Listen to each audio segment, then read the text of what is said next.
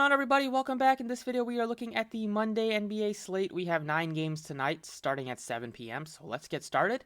As always, if you enjoy the videos, I appreciate it for the like button, subscribe if you haven't already. If you follow me on Twitter, it's at the DFS process for updates. We've been riding a super hot streak. Yesterday hit in NFL on the main slate. Low scoring week on DraftKings, put up a 145 plus thanks to a 30 piece from Eli Mitchell at like 5% ownership. Gronk came through, Justin Herbert came through. And actually swept the early afternoon as well on DraftKings. Fanduel hit in the afternoon, missed on the main and early in GPPs at least. And I would finish with a win on Showdown last night. I fell asleep at halftime because the game wasn't that interesting to watch, but woke up to money again. So it was a very, very good weekend. We're keeping it going today on this NBA slate. If you want to join us, you can visit the website. Link is in the description. Check out Prize Picks. That's also in the description. So point guard plays today.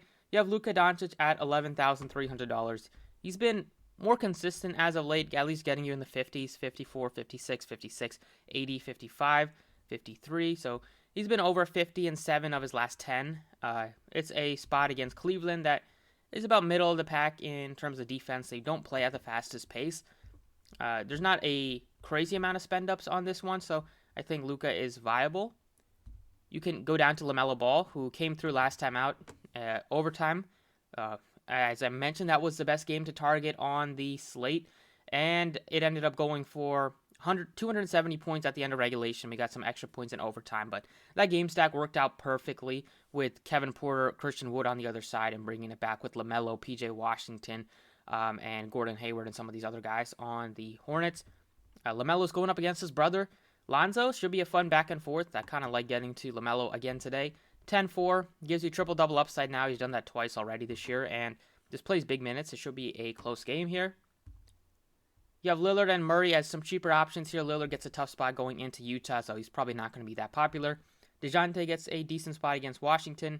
He's 96. He doesn't get that much ownership. I like getting to LaMelo a little bit more, but he's in play because he never gets that much ownership, and he has a ton of upside. Beal, now that Dinwiddie's back, I'm not going to pay $9,200 for Bradley Beal. SGA is fine, but I'm not going to go out of my way to roster like Mitchell, SGA, with Mike Conley and everybody healthy on the Jazz side. You have Russell, who's the Timberwolves been playing really good basketball recently. Russell gives you upside in tournaments. It was a double OT game against Philly, so he got those extra minutes, got up to 61 fantasy points. That could happen again, but probably not. So I'm not going to be forcing myself to get to D'Angelo Russell. I'd probably rather go down to like Brogdon at 74, coming off of a dud last night against Milwaukee's former team. Now he's going against Minnesota, who's been playing better defensively, but still I'm not convinced. They don't have their best, at least guard defender in Patrick Beverley, so Brogdon should be able to have success here. I'm expecting this one to be more of a higher scoring game because Indiana does play at a quick pace. Tyler Hero's questionable. We'll see if he plays or not. Jimmy Butler's also questionable, so the Heat news are the biggest piece of news on the slate. Rozier's up to 71. Price tag has jumped up on him as well. He still gives you a huge upside. He's easier to get to when he's like 6 to 65 or 67. Over 71, you're going to need him to really hit his shots, which he definitely can do, but he's not as much of a slam dunk play as he was a couple of days ago. Then you have Kyle Lowry at 7K. If there's no Jimmy Butler, no Hero, or one of those two miss, he would look better. I don't mind going right back to Kevin Porter Jr. It's a super plus matchup. They priced up these guys more on DraftKings, but I still like getting to maybe like one of these guys. And KPJ looks very good at this price tag. He's gone up by 1,000, but he was like a K underpriced last slate against the Hornets there. He played 37 in regulation, got those extra 5 minutes. Got 12 assists. It should be another one where they're able to put up points against the Thunder, and Kevin Porter Jr. is bringing the ball up, getting a lot of assist opportunities, gets you some big usage without Jalen Green. So I got to go with Kevin Porter Jr. right now, as he's only point guard eligible, but it's still a pretty good spot against the Thunder. Other plays, 6K and under range. I like Derek White a bit at 59 if you want to save some money. He's not as consistent as DeJounte Murray, but the ceiling is still there. 5 of 16 shooting against Boston, put up 44. He shot 3 of 12 and put up 21 the game before that. But then he played 40 minutes against Phoenix and put up 39.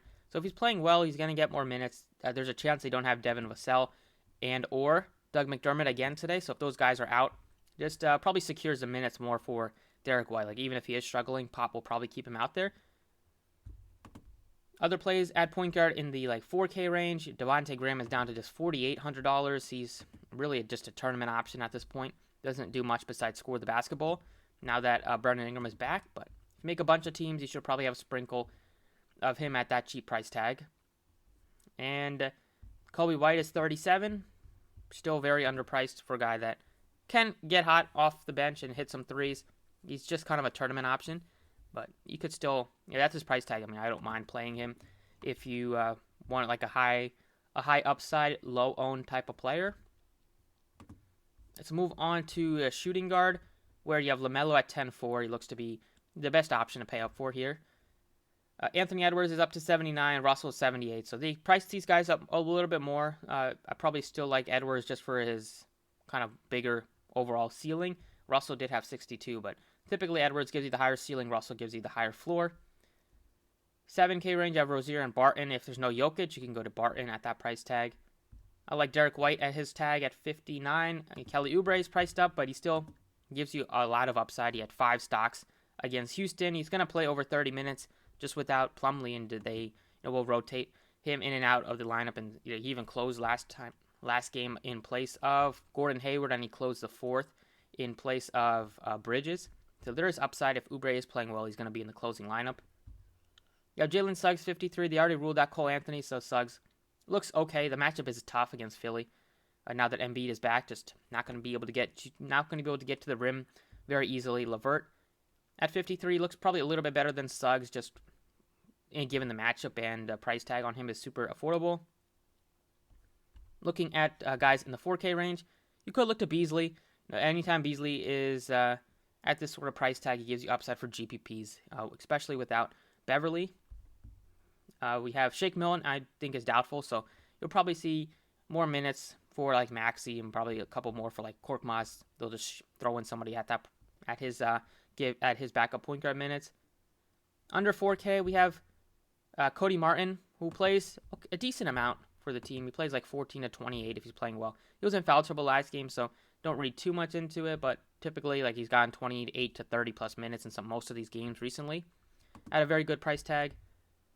And you have Chris Duarte at only 39, a guy that comes off the bench now, but still is productive. When he's out there, he takes a lot of shots as a 6-man, gets you some usage, good spot in terms of just being at a very nice price tag for a guy that does give you like 6 to 8x upside, at least at this sort of tag. Don't mind Chris Duarte, and then the last guy would be Coby White. I probably would rank it Duarte, then Cody Martin, then Coby White in terms of guys I'm just confident in.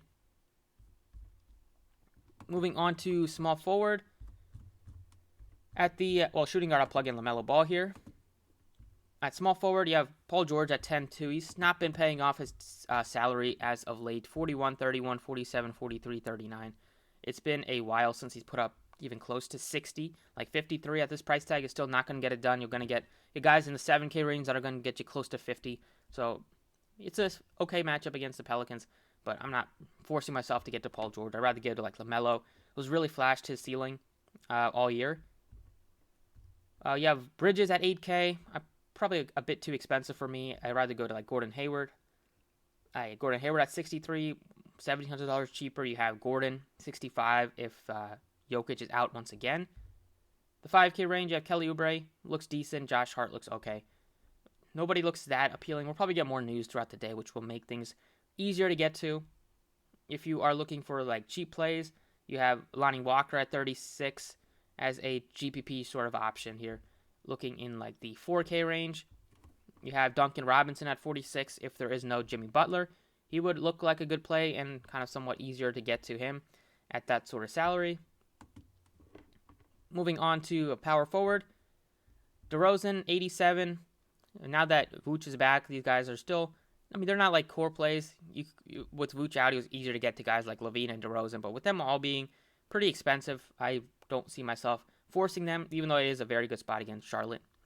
I probably like Sabonis more than like DeRozan and Porzingis, just given the minutes that he plays and given that, minus a terrible game against Milwaukee yesterday. He only played 22 minutes, 1 of 8.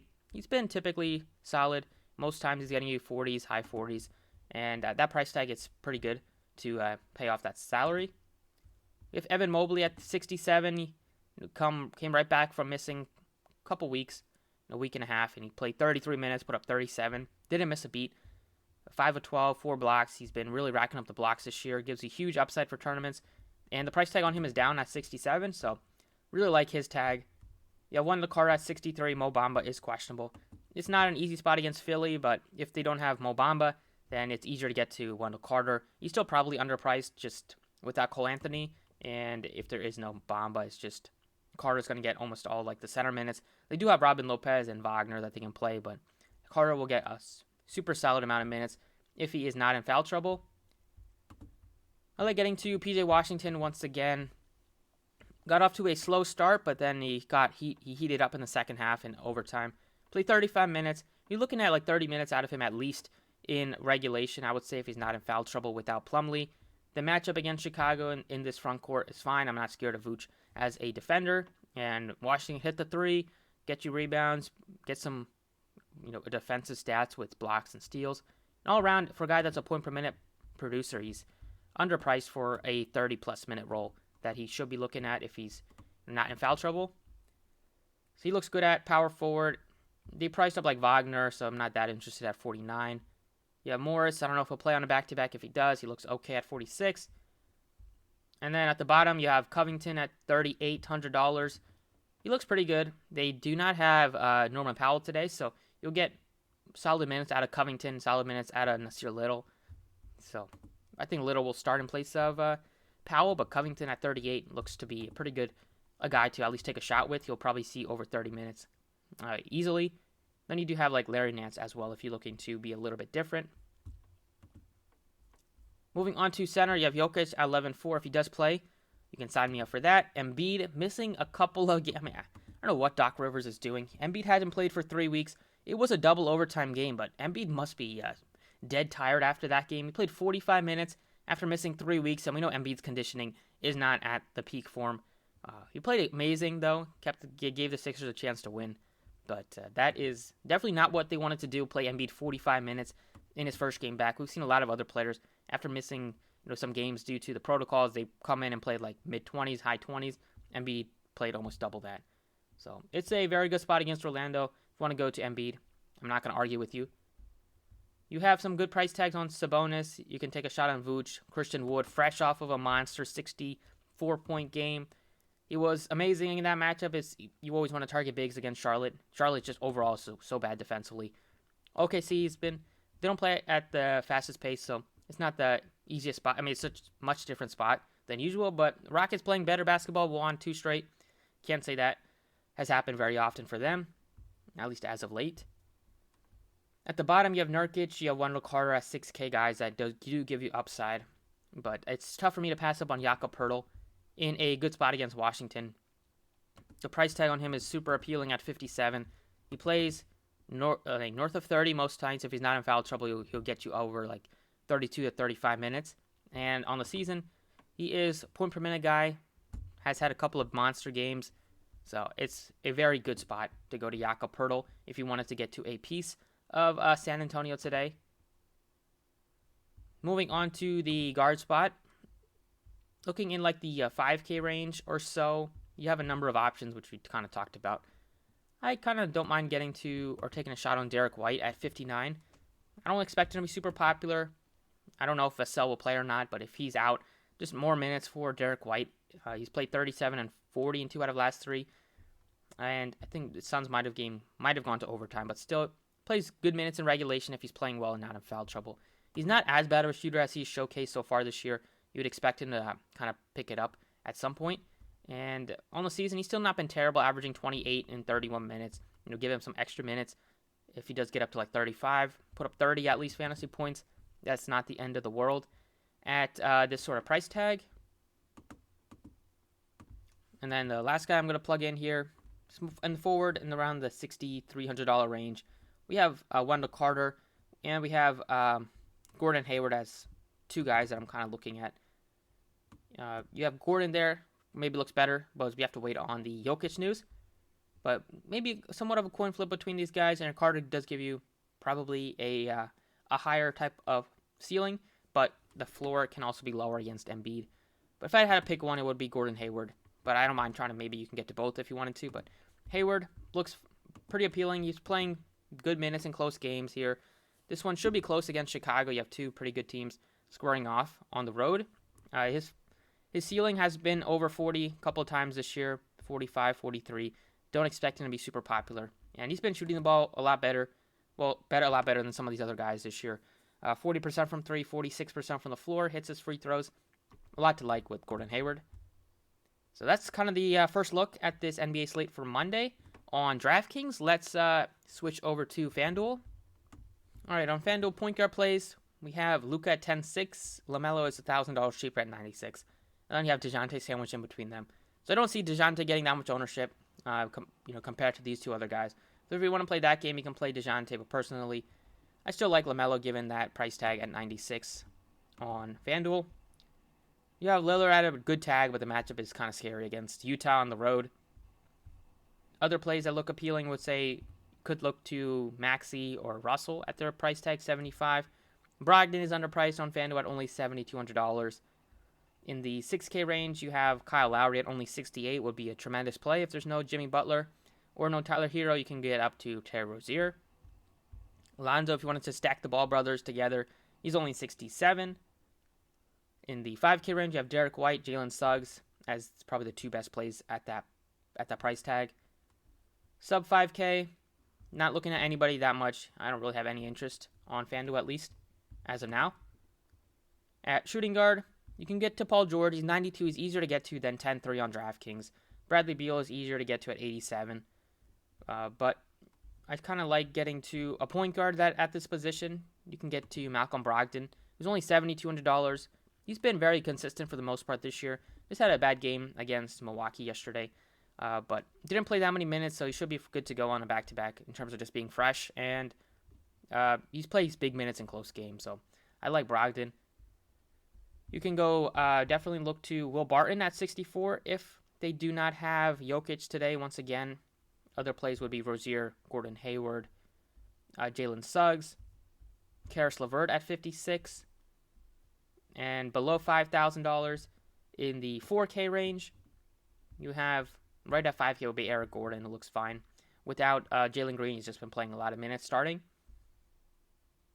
Nobody looks that appealing in the 4K range. If I had to pick one, it would be like Beasley, maybe Korkmaz if there's no Shake Milton. But not that much guys look that appealing here.